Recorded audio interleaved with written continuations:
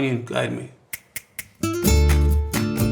Hola familia, Aarón Sánchez here, and I'm going to show you guys how to make braised short ribs with my Ancho Malbec Braising Sauce. So let's get started. Beautiful boneless short ribs. I'm going to hit this with some olive oil. A little bit of oil in there is going to allow all that beautiful seasoning to stick.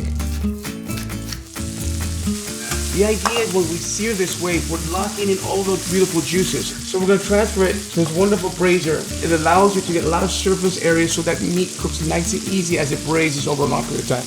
I'm gonna add this whole jar of this Ancho Chile Malbec Braising Sauce. It's redolent with dry smoky chiles, a little bit of sweetness because of that wonderful Malbec wine. It's also great with chicken breast and of course filet mignon. Once this comes up to a nice little simmer, we're gonna add the lid in a 375-degree oven for 2.5 hours, 3 hours depending. I'll see you in about 2.5 hours. Oh man.